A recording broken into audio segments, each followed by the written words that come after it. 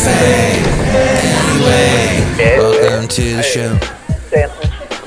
It's Mike's Daily Podcast. Episode 2842, 2842, and Mike Matthews. Mike's Daily Podcast. At Café Anyway, somewhere in Podcastro Valley, the last place on earth in Atlanta, Rootabega. And we are all full of mirth. And then there are people that are wondering if AI will be around long after we're all covered in dirt. AI appears to rapidly be approaching Mike's Daily Podcast. a brick wall where it can't get any smarter. This according to Futurism.com. Mike's And Daily they say researchers Podcast. are ringing the alarm bells, Yeah! warning that companies like OpenAI and Google are rapidly running out of human-written training data for their AI models. And without new training data, it's likely the models won't be able to get any smarter. And it is a point of reckoning for the burgeoning AI industry. There is a serious bottleneck here, says one AI researcher named Tamay Barisoglu, lead author of new papers that are being presented at a conference this summer. If you start hitting those constraints about how much data you have, you really can't scale up your models efficiently anymore, and scaling up models has been probably the most important way of expanding their capabilities and improving the quality of their output. AI is all the rage, all the talk and talk. All I hear from you is talk. Especially when it comes to stocks that are flying through the moon, that NVIDIA stock that they make the chips that they use for AI. And all these companies, these tech companies, make sure in their earnings calls when they're talking to their stock owners to, hey, we got AI, and they'll say AI about 80 million times. And here's today's podcast The picture. podcast picture is not an AI-created picture. It is a real place that I went to with my lovely lady friend recently. It is called Cameron's Pub. And you have to make sure to do the B at the end. A fascinating place that was built 100 years ago and has quite a history. 3 times since the turn of the century, that would be the 20th century. So in 1900, from 1900 to 2000, the late great Basil the Boxer. Actually, he went there once with me.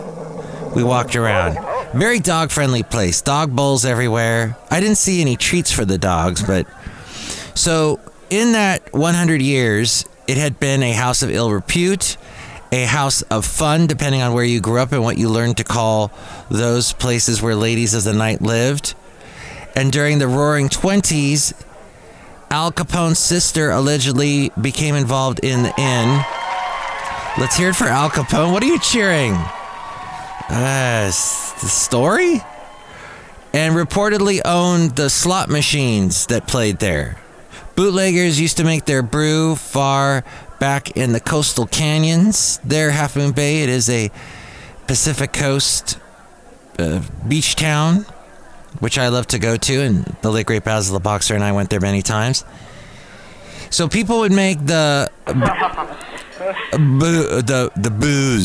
booze in the coastal canyons, and then take it to this inn where it was shipped to San Francisco.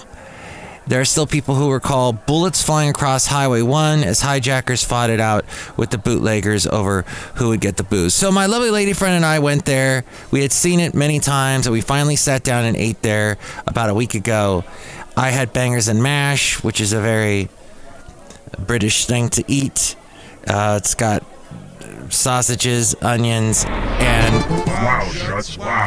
mashed potatoes. And there's some kind of sauce. I think it's HP sauce that's made by Heinz. And they, make the ketchup, but they make this weird British sauce that, I don't know, it was sweet. It was sweet, but had a little bit of tomato in it. It wasn't ketchup. It was odd. In the late 40s, some residents recall drinking in the back part of the inn while drunken bartenders took turns shooting pistols at targets set up on the wall opposite the bar. In the 50s, several people reported having their first beer at the inn several years before the age of 21. And then... The Newsbleed section. Yes, this is a little bit of news. In the 60s, the Hells Angels motorcycle gang allegedly stopped at the inn for a drink. They were reportedly in a hurry, so they drove their cycles into the bar. And let's see, Daniel Radcliffe was there from Harry Potter. Pierce Brosnan, in fact, we sat at a table that there was an autographed picture of him as 007 there on the wall. Gerard Butler, I heard stories that Gerard Butler was kind of a sleazeball, from what I heard. Not there, but there was The mic tip. Here's my tip. So I once talked to a lady that worked at a restaurant in Half Moon Bay, and this was not that long ago. She had worked there maybe 20 years ago, and Gerard Butler was in the area, and he was all popular because of that movie, The Children of Men or whatever. So he was big news. Might rip someone a new one. And he, let's just say he was a playa. That would be the nicest way of putting it. A playa with the local waitresses in Half Moon Bay, from what I heard.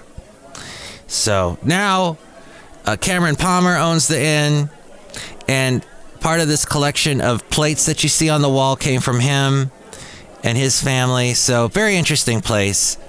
I love little plates. I just want to thank everyone for joining us here on this show. This is great. And I would like to thank you for listening to the show. This is great to have you. Okay, so AI, though, it's an existential threat. We were talking about for AI tools that rely on feasting on copious amounts of data, which has often indiscriminately been pulled from publicly available archives online. The trend has already led to publishers, including the New York Times, suing OpenAI. For your entertainment, the one, the only, Mike Matthews! Gracias. Thank you. So they were suing OpenAI over copyright infringement for using their material in models. And that is that once AI companies do run out of training data, something that's been predicted by other researchers as well, they're likely to try training their large language models on AI-generated data instead. They're trying to work on ways to generate synthetic data. And that is people like Google, Anthropic, and OpenAI doing that. As we go outside a cafe, Scavenger hunt. As we go outside a Cafe Anyway, where we bring you Mike's Daily Podcast somewhere in Podcastro Valley, the last place on earth, Podcastro Valleyton, in the land of Ameritopica, and just doing a scavenger hunt through the rest of this article.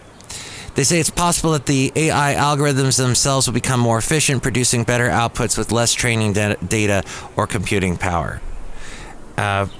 And whether any of this will actually become a problem Ridiculous random post. remains a subject of debate, and that's my ridiculous random post about that. Something else ridiculous and random and having to do with the tech industry is that Roaring Kitty? Yes. And his big day, he had a diatribe recently talking about GameStop. It forced the NASDAQ to halt trading 8 times in 1 hour as the company's stock surged, then plunged in a rare live stream. This from Fortune.com.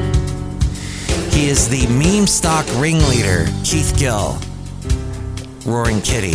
What's the cliche of the week? He made his first on-camera What's the cliche of the week? appearance in over 3 years What's the cliche of the week? in a live stream, What's the cliche of the week? and it sent the GameStop stock down 40% from its morning's peak and forcing exchanges to halt trading 8 times in an hour. for the volatility as traders sent shares up and down over the course What's the cliche of the week? of the nearly hour-long stream. What's the cliche of the week?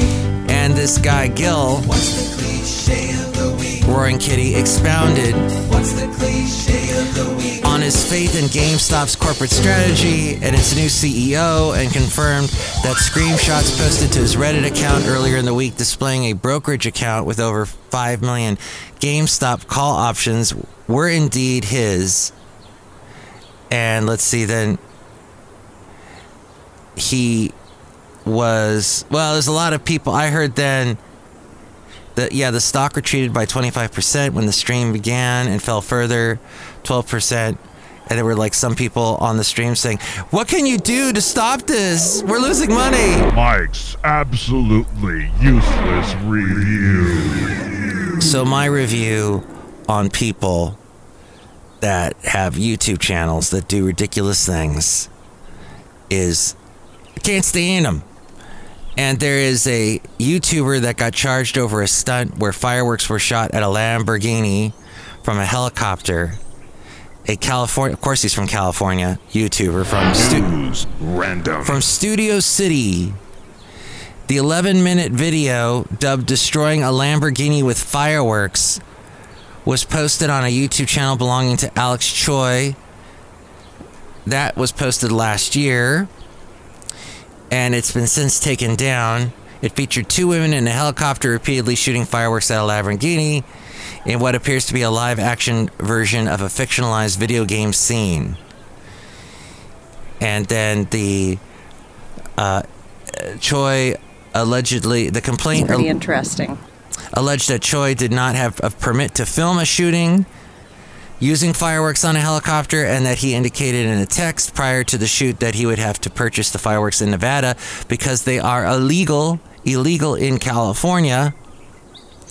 So the DOG is now taking care of this, and yeah, he is. The Department of Justice said that he has been faces a federal.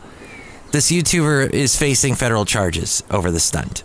That from the people at ABC News. Just whatever. The Micropedia in Zanica. This isn't Zanica. Why would you? Not sure. And so yeah, you heard about the New York Times suing OpenAI over taking some of their copyrighted material. Well, there is a other newspaper that is not as big, but is still well known, the Washington Post. They are in dire straits after losing half their readers since 2020. The Post has fired its editor, Sally Busby, and is hiring a new team to right the ship, if righting the ship is even possible. This according to hotair.com. The publisher met with the newsroom and was quite blunt about why the former editor departed and announced the changes he was making. Reporters didn't like the changes. Busby was the first female editor of the Post, and like Kamala Harris, too valuable as a symbol to have mere competence be a determining factor evaluating the job she was doing. The Post is bleeding money and losing audiences faster than the movie Cats did. Oh, interesting. They brought... Oh, yeah. There was that movie Cats that nearly destroyed Taylor Swift. Well, it looked like it anyway. She did a song for it. She starred in it. And then everybody was like, ooh, why? All right, so finally, last interesting story. There's a bar in Idaho in the month of June, Gay Pride Month. They're celebrating heterosexual awareness awesomeness. Actually, it's heterosexual awesomeness month. In an irreverent departure from the usual Pride celebrations, an Idaho bar is celebrating heterosexual awareness this June. MTV News. You hear it first. That not from MTV News, but from the National Review. On the Old State Saloon Facebook page, the organizer's message read, "Come join us all month to celebrate heterosexuals, for without them, none of us would be here." The discounts included Hetero Male Monday, a free draft beer to any heterosexual male dressed like a heterosexual male. Free draft beer! On Wednesdays, it's Duo Deal, where each heterosexual couple will get a 15% deduction on their check. On Thursday, 15%. Wine. Well, I like The whiny white man wine list. There might be some white men involved in this particular stunt that are whining about, everything's gone too woke. There's too much gayness on television. Doctor Who had a gay kiss last week. I don't even watch Doctor Who and I'm complaining about it. On Thursdays, straight women can enjoy a happy hour on drinks in an offer known as her hetero happy hour. Lots of alliteration there. Well done. If the gay rights movement was about equality, then mission accomplished. But Pride Month and all the corporate power it wields is a reminder that for some LGBTQ activists, the objective isn't equality, but total dominance.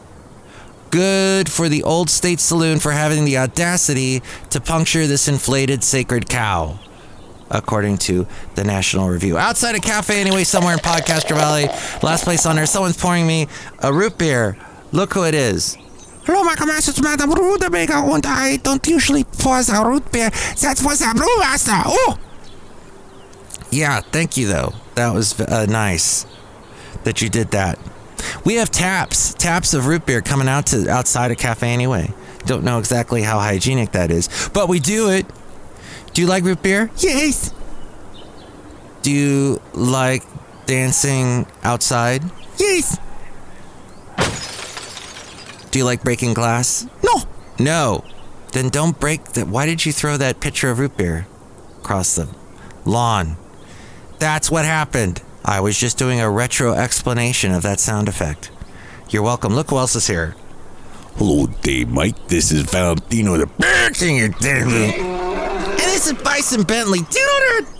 Mike, all of that is very interesting stuff. Day. Yeah, interesting. Do you know that? Thank you, guys. I'm glad you thought it was interesting.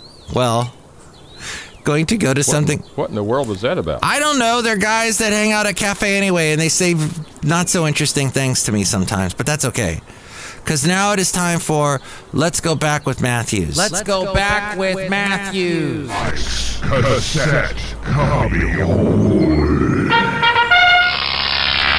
Madame Rootabega may also not like it when someone borrows her car and then accidentally drives part of the car into a fence, causing a big scratch on the side of said car. She might not like that. I would imagine not many other people would like that either. Just saying, not cool when you borrow someone's car and you put a scratch in it. Madame Rootabega would tell you this. Thank you, Madame Rootabega. You're welcome. Ooh. Yes, just pointing that out. That might be obvious, probably. But we're going back in time through the cassettes, and we're going back in time to over 30 years ago to 1991. This is way before your Taylor Swifts and your other peoples that you may or may not know that are popular at this particular moment. But they may not be popular the next particular moment, Tate McRae, and other folks. So just saying, this is way beyond all that, and I'm going to play you some music. I was on a top 40 station playing the stuff that was popular at that time in 1991. Some of those songs did not last. Some of those songs did not continue on into the present day, but that's okay. It's fun to hear some of that if you were alive back in that time period. And yours truly was only in his early 20s doing radio, and it sounded a little something like this. Wilson Phillips. Most Music 187. Mike Matthews sitting in for Abby Bennell. I got the call this morning. She said, Mike, I'm not feeling too well. Can you please sit in for me? And I said, well, you know, I don't want to watch Jenny Jones today. I think I will. So here we are, and your chance to become a finalist for that Sydney, Australia vacation is coming up soon, so keep it right here on Most Music 197 with you too. Jenny Jones. She was like a talk show host in the afternoon on the TV, trying to be like a Springer type. controversial topics. Most Music, Y97. Mike Matthews sitting in for Abby Bunnell. Coming up after this, we got the latest from Jesus Jones, London Beat, and the new one from Lisa Stansfield. Up next. Lisa Stansfield. Oh, she was awesome. You know, she was also an actress. Always first with the new music and a better variety. This is the latest from Lisa Stansfield and Change. If I could change the way I live. What a voice. Most Music 197, that is the latest from Lisa Stansfield, the woman who brought us all around the world and You Can't Deny It and all those other great things from like 1989. And Change there on Most Music 197. Coming up, 30 minutes of non-stop music. I'm Mike Matthews, by the way, sitting in for Abby Bunnell, who's not feeling too well. Pasta. When you're tired of other dinners, pasta keeps you coming back for more. What? Fresh, delicate... Most Music, Y97. Well, that was quick, wasn't it? Mike Matthews sitting in for Abby Bunnell. Kicking off now, 30 minutes of non-stop music on the way. Phil Collins, Boys to Men, the latest from Voices of the Beehives, who are a couple of former UCSB students. We'll hear from them right now. Desmond Child on 197. Desmond Child. He had co-written a bunch and produced some stuff for like Bon Jovi and others. Boys to Men, ABC, BB. Most Music 187, Mike Matthews, sitting in for Abby Bunnell, not feeling too well, so here I am, and what the heck. Coming up soon, we're going to have your chance to pick up tickets to see that new Martin Scorsese movie, Cape Fear, featuring Robert De Niro, Nick Nolte, Jessica Lange, Robert Mitchum, a lot of people in this movie, and your chance to win is coming up soon. And this is PM Dawn, Set Adrift on Memory Bliss. It's not that Spandau Ballet tune, it's this other one. On Most Music, 197. Oh, PM Dawn. The big guy, unfortunately passed away.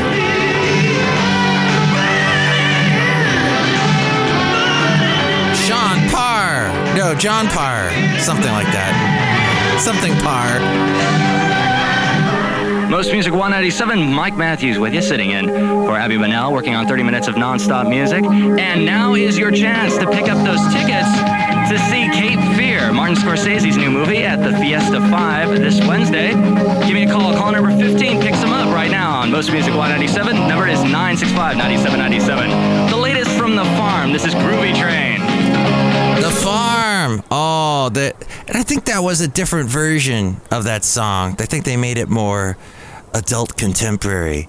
But yeah, that Farm, the Groovy Train. It's a great song. I heard that on the other day on another radio station the other day, a streaming station out of Birmingham, Alabama. They were playing it. What's it? Birmingham Mountain Radio was playing that the other day. They were doing a flip back lunch, is what they call it when they do their flashback lunch. And they played that. I'm like, oh, wow, I wonder if anyone remembers that. I bet they were big in England, The Farm. And then we go a little bit further in time, about a year. I was at a radio station that was playing rock and pop, but stuff more from the 50s, 60s, 70s, 80s, going back like 4 decades. And it sounded something like this. More Than Oldies of Us 96.7. Something I didn't get much of when I was younger, and it shows now, believe me. Adult Education, Hall & Oates from 1984. Mike Matthews with you on a Sunday night, 6:50 right now. And let me invite you to join us at Buena Lanes this Thursday night from 9 till midnight for the Strut Your Stuff Dance Contest. There'll be $1,000 in prizes that will be given away. There'll also be 3 categories of dancers and prizes that'll be awarded in each category. If you get to Buena Lanes that night, you'll be videotaped for possible use in an upcoming Buena Lanes TV commercial. All the fun will be hosted by Larry Huffman, and you'll have loads of fun. Roll your ball, grab your butt, now you're doing the boulder strut. Don't forget that's...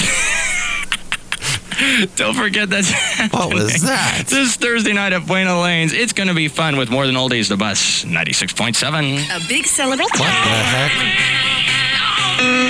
It's KXBS Santa Paula Ventura, the Bus 96.7.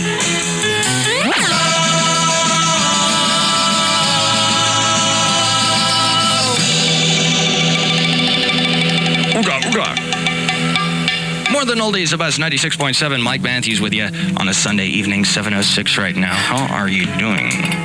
Very good. Pretty soon we'll have a chance for you to pick up tickets to Blue Monday, Buddy Smith's Blue Plate Special, happening tomorrow night at Alexander's in the Harbortown Marina Resort with the Bus. Where it began. Neil Diamond. Wow, we played a lot of different stuff, didn't we? It was quite eclectic. And that was in Ventura, California. And the station before that was in Santa Barbara, California. Both of those radio stations are gone. However, this one still exists. K-Hey. I was then on that station about 9 years later, about 10 years later, in the early O's, and doing the show called the Santa Fe Cafe. 650 KJY. If you sit out on the patio, make sure to check out our new Bug Zapper Hours of Entertainment. It's Cinco de Mayo on Tres de Mayo. You and I are going out onto the dance floor of the K Santa Fe Cafe to work off unwanted pounds with our marvelous dance instructor. Let's see what he makes us do tonight. Matthew, darling, in honor of Cinco de Mayo, darling, I want to tell everybody first off, marvelous, Matthew. Oh. Want them all to know that, but tonight we're not going to dance. Sure. You're right, darling. I'm crazy to dance. We are going to dance like crazy people. And we're going to play some Garth. Last time I saw... Oh, Garth Brooks. That was Fernando Tony Lamas. Yes, loosely based on the Billy Crystal character that he created for Saturday Night Live in the 80s. Oh, what fun! Gosh. The bottom of the chart. Pretty good songs that never made it on the radio because people didn't think they were worth it. But you know what? They come back up and people start playing them, and it's like, oh, where'd that come from? It's the new one from Daryl Worley. I Miss My Friend at the K Santa Fe Cafe, the cantina with a little extra bambina. And on the way, we'll hear from Tim McGraw, Chris Cagle, Toby Keith, Vince Gill on the way too. And it is a little after 10:30. That means the country quiz. At 10:30 and 11:30, Monday through Friday, it's the K Country Quiz. If you'd like to play the K Country Quiz, call me now at 650-KHAY. We'll pick a contestant to play the K Country Quiz. You could win Kenny Chesney's hot new CD, No Shirt, No Shoes, No Problems, featuring the big hit Young. 650-K. Need windows? Of course you do. Our contestant is Rachel on her cell phone. Rachel, let's look at the quiz wall and pick a topic from our three panels. Panel 1 says Brett James, not Rick James. Panel 2 says the Nitty Gritty Dirt Band's Little Bitty Flirt Grand. And panel 3 says Trick Tony's Baloney. Let's go with Trick Tony's Baloney. All right. Rachel. Trick Pony's bass player Ira Dean has two upright basses that he has named. He has named them A, Willie and Waylon, B, Laurel and Hardy, C, Laverne and Shirley. What's the question? I'm sorry, can you repeat that question? Bass player Trick Pony Ira Dean has two basses. He calls them Willie and Waylon, Laurel and Hardy, Laverne and Shirley. Laverne and Shirley, which one? Say Laverne and Shirley. Can you repeat the question again? Are you right? What was the question again? All right, now hold on. Oh, she got it wrong. I can try and steal the prize from Rachel, who just can't make up her mind. But if you get it wrong, she gets the prize. This Cinco de Mayo. It's got to be Willie and Waylon. Cinco de Mayo. Ole! All right, we got Chris on his cell phone. Going to try and steal the prize from Rachel on her cell phone. Chris, the choices were A, Willie and Waylon, B, Laurel and Hardy, C, Laverne and Shirley. I'm going to go with C, Laverne and Shirley. And you are absolutely correct. You got the Kenny Chesney CD. Way to go, Chris. Are you an RN? I was wrong. That is, by the way, the worst thing that can happen to a DJ when he's doing a live show and he's doing a contest and the people go, "Can you repeat the question?" It's yes, I'm sure the listening audience wants to hear that entire question asked completely again.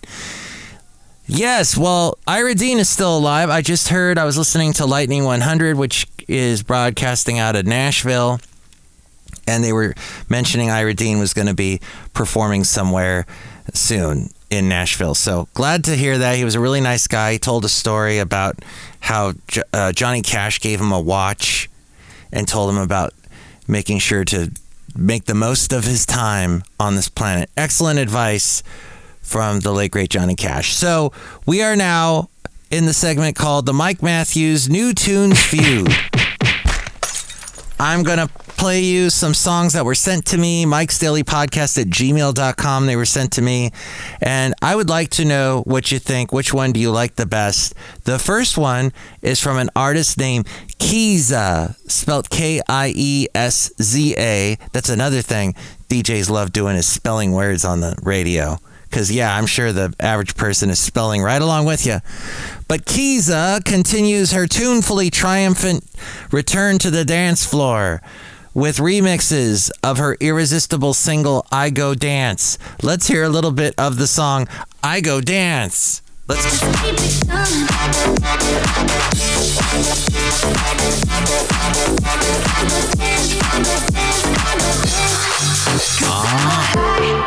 She goes to dance. She's dancing away. Apparently, Kieza has worked with Skrillex, Dead Mouse, Duran Duran, and others. Excellent. All right, so there is Kieza. Then we have song number 2, Bria Jean. Her acoustic cover of Good Father is out now. It was the second song I ever put on YouTube. It almost got 150,000 organic views. Let's hear it for organic views. I know a guy, he's trying to be this big social media star, and he's my age, and he's over the hill. You can't be a social media star and be my age. Sorry. It's just impossible. You're gonna maybe hit some group, some demographic that's underrepresented, that believes in what you say. But, I mean, this guy just tries way too hard. He's been trying for at least 20 years, even though social media didn't exist 20 years ago. But he is trying over the top.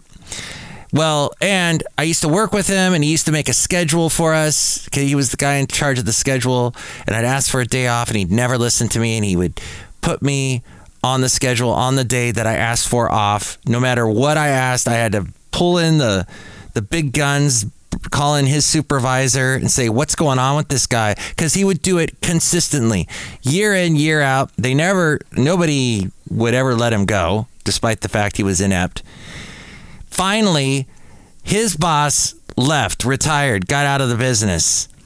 And the new boss said, why have we even putting up with this guy? And let him go. That's pretty much how that story goes. I don't have that. That's not verified anywhere, just from what I've observed. But there you go. Over the years, says Bria Jean, we've had so many people ask for the chords, and we have been amazed how this has reached people the world over. Okay, and this is a little bit of the song that she has done, an acoustic version of Good Father. You're so good to us, Lord. So good to your children.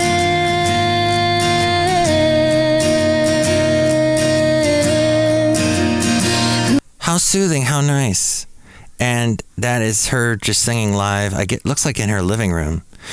And that's Bria Jean. And song number 3 is by someone who's been on the show, Daniel G. Harmon. He's put out a new song, Only Through a Glass Darkly. He says, I have been spending a lot of time in MIDI VST land lately with my scoring work, so this was like a breath of fresh air for me. Tracked this sweet little instrumental neoclassical piece entirely with actual instruments.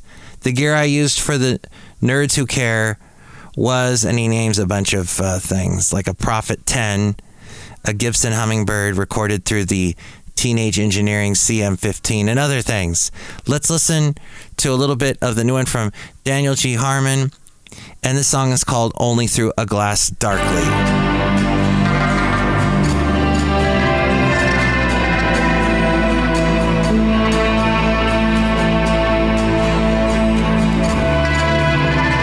Daniel G. Harmon there. I can only play a little bit or I get dinged by YouTube, so let's see. Which one do you like best? Kieza or Bria Jean or Daniel G. Harmon? Let me know. Here's the number to call. Call Mike at the Café Anyway hotline.